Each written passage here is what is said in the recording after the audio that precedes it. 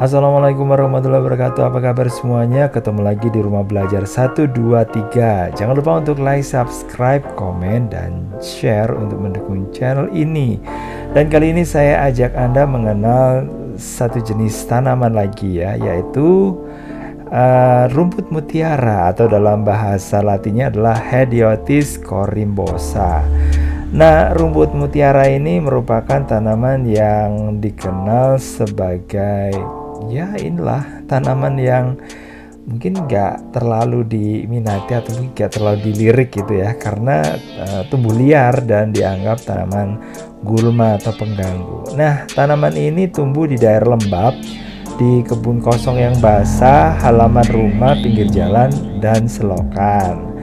Nah, tanaman ini terkenal sebagai tanaman obat yang dimanfaatkan di daerah Cina, India, bahkan Asia Tenggara untuk mengobati berbagai macam penyakit. Nah, untuk kandungannya sendiri, rumput mutiara mengandung 2 senyawa aktif, yaitu asam ursolat dan asam uleanolat. Nah, ini terbukti sebagai pencegah perkembangan pembelahan sel kanker ke tahap yang lebih ganas. Nah, ini ya.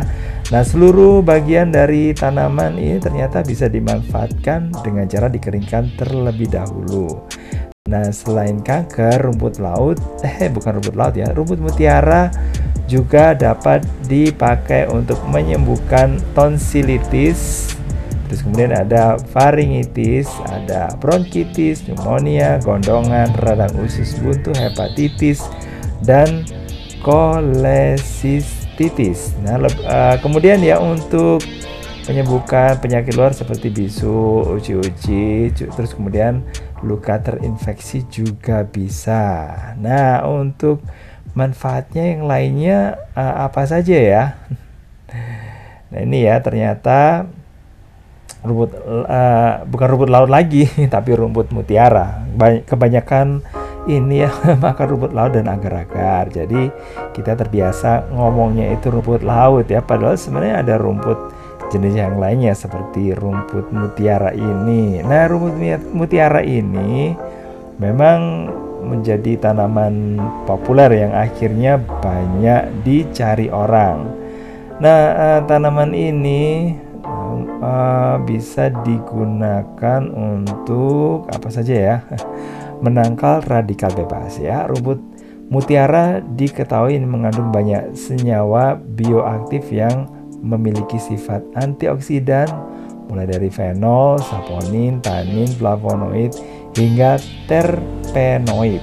Nah, hal ini bisa bikin rumput laut itu baik untuk dikonsumsi untuk mencegah dan memperbaiki kerusakan sel-sel tubuh akibat paparan radikal bebas. Nah, paparan radikal bebas yang berlebih ini merupakan salah satu faktor yang bisa meningkatkan risiko terjadinya penyakit seperti diabetes, kanker, dan juga penyakit kardiovaskular. Nah, radikal bebas juga bisa membuat tubuh menjadi lebih cepat mengalami penuaan. Terus kemudian tanaman ini juga bisa digunakan untuk mendukung daya tahan tubuh atau imunitas agar tetap kuat. Nah, sistem imunitas tubuh yang kuat ini penting ya, terutama digunakan untuk melawan berbagai macam bakteri dan virus penyebab infeksi, sehingga tubuh akan jarang sakit kalau kekebalannya itu bagus.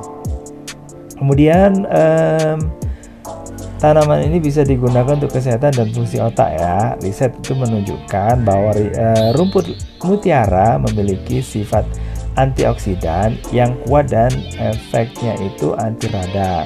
Efek itu menjadikan rumput mutiara baik dikonsumsi untuk memelihara fungsi dan kesehatan otak. Nah, orang yang rutin mengkonsumsi makanan sehat ditambah dengan suplemen tertentu termasuk rumput mutiara, ini disebut memiliki daya ingat yang lebih baik dan berisiko lebih rendah untuk mengalami pikun atau demensia serta depresi. Terus kemudian untuk memelihara kesehatan organ hati, nggak hanya untuk otak, ternyata kandungan senyawa yang bersifat antioksidan dan anti radang ini bisa digunakan untuk hati ya. Riset juga menunjukkan bahwa tanaman herbal ini bisa digunakan untuk mengurangi peradangan di hati dan mencegah kerusakan hati. Tapi untuk memanfaatkan tanaman tersebut ini nggak bisa hanya mengandalkan rumput mutiara saja ya, tapi pola hidup sehat, nggak merokok, nggak minum alkohol, terus kemudian berolahraga, terus kemudian mendapatkan imunitas hepatitis imunisasi maksudnya hepatitis A dan B ini juga serta mempraktekkan hubungan suami istri yang aman, jadi gitu. Terus kemudian bisa digunakan untuk menghambat pertumbuhan sel kanker. Nah ini ya, karena ada antioksidan dan anti kankernya ini ya. Yang terkandung di sebuah senyawa di sana yaitu asam ursolat dan juga asam uleanolat. Nah, bisa digunakan untuk menghambat pertumbuhan sel kanker. Nah, jadi gimana lagi ya? Ayo segera diselamatkan tanaman ini di pekarangan Anda kalau Anda menemukannya dan ditanam dan dirawat dengan baik ya supaya bisa diambil manfaatnya ya. Oke, makasih banget udah gabungan. Jangan lupa untuk like, subscribe, komen, dan share. Saya akhiri. Wassalamualaikum warahmatullahi wabarakatuh. Bye-bye.